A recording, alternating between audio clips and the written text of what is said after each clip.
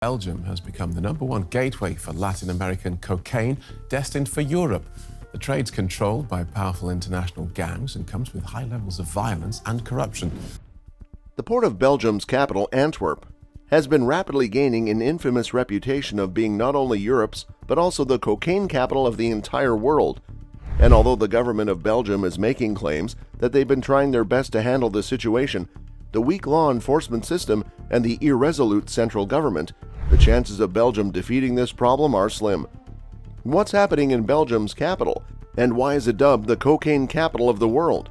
What are the devastating consequences of Belgium's notorious reputation, including widespread crime and tragic deaths? It's a heartbreaking reality that we can't ignore. Find out by watching this video until the end. Here we begin. In the early half of January this year, the police authorities in Belgium announced a new record which shocked the entire world.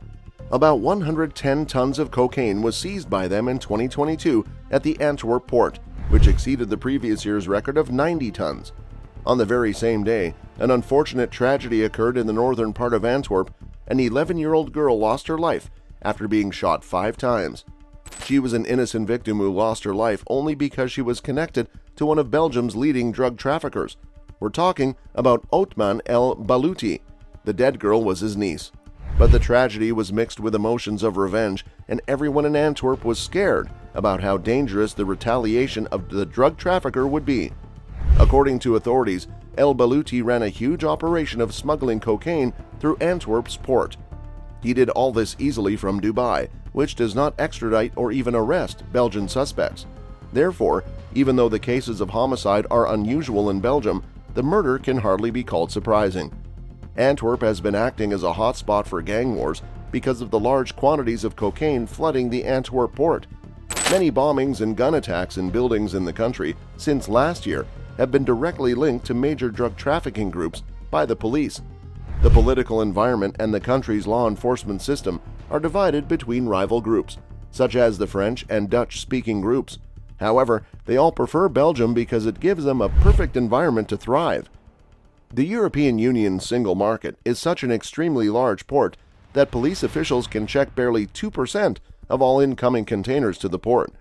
The market provides a flourishing trade in handily laundered gold and diamonds, and convenient access to a contemporary transportation network that spans from the northern side of Europe has helped create an organized cocaine capital. Belgium offers drug traffickers almost perfect conditions to thrive. According to the head of the Customs Service of Belgium, nearly 40% of the cocaine imports in Europe pass through the Antwerp port and its neighboring ports.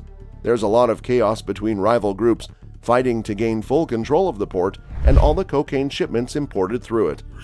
Rise in trafficking since 2012. Antwerp is not only Europe's biggest physical port, but also its second busiest when it comes to shipping cargo. The port has witnessed a huge rise in cocaine trafficking over the last 10 years, as Moroccan cartels started dominating the exchange in the northern parts of Europe. These cartels took advantage of the huge fractions of container traffic at the northern ports, turning them into the main entry point for importing cocaine into Europe. This is how the United States was replaced as the largest cocaine market in the world, and the poorly organized police departments of Belgium have helped these gangs flourish. The connections between the Dutch-speaking groups in Belgium and Holland are profound, and the majority of local ports are used for trafficking drugs into the continent, with a lot of busts occurring on a large scale almost every week in all ports between Le Havre and Hamburg. Experts have suggested that nearly 3 to 5% of the gross domestic product of most European cities can be associated with crime and illegal or criminal economies. However, Antwerp has a significant change because of the scale. Because of the diamond, gold, as well as the historic smuggling activities that have made the Antwerp port its center, the criminal monetary underground has always been very strong. But after the explosion of the cocaine trade in 2012, any effort made by the country's weak government would have an immediate effect on the country's economy, leading it to be crushed. The police officer has also explained how the political and economic predicament of the country is linked to these criminal activities. If the notably high level of criminal activities were to be brought down to just a normal level, it is quite probable that the nation would have to face a recession. And since the government in the country isn't even efficient at running typical government tasks, there's next to no chance of any politician in the country who would support a crackdown that would influence the economy to such an extent. The dysfunctional political system in Belgium impedes the degree of cooperation essential to the battle against organized crime in the area. Let us explain why. It is because of the economical and political rivalries between the southern French and northern Dutch-speaking parties. Nearly 7 parliaments serve a country with a population of only 10 million, and almost everything is halved between the Flemish and French-speaking public that discern each other as rivals rather than the citizens of the same nation. This makes the possibility of action or reform quite difficult. The surge in terror attacks linked to ISIS from 2013 to 2016 in Antwerp led to diverse resources from traditional crime and law enforcement towards battling terror cells in the French-speaking areas. Unfortunately, this change in focus allowed cocaine traffickers to develop and expand their illegal operations. In addition, a lot of young men who would have been possibly recruited by ISIS were already involved in some or the other cocaine trade activities, which has made them very less interested in joining the terror group. According to government sources, the resources that were diverted towards battling the ISIS threat have left a hole in the war against drug trafficking, which has enabled the cocaine traffickers to evolve and expand over the last 10 years. There is insufficient capital to invest in more police or even considerable investigations into financial crime. As a result, the focus has shifted to making cases from cocaine seized from the port instead of tracking the money generated from the trade, which some experts even estimate to be 10 billion euros. The national police are all educated and smart, but need a higher educational background to investigate financial crime.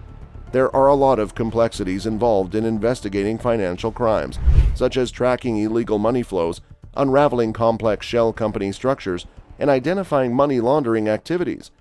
They require technical skills and resources that are not available easily to the country's law enforcement agencies. In addition, criminal organizations often pool their resources to carry out their illegal activities, making it even more challenging for the government to deal with them. Also, the police force in Europe does not centralize or unify their resources like the drug cartels. So, since Belgium is a relatively small country, it finds itself completely overpowered by the problem. The time when cocaine was usually found in sports bags has changed. Instead, now it is injected into almost everything, whether it's pineapples or any other fruit, even in wooden planks, or soaked into t-shirts which can be extracted later on. Nothing is safe from being used as a cocaine storage. The smugglers haven't even left sex toys and dog food for exploitation.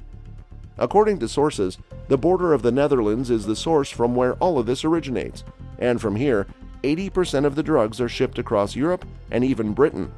The Netherlands has become a narco-state light, and Belgium is also suffering from the slipover of the drug trade in the Netherlands.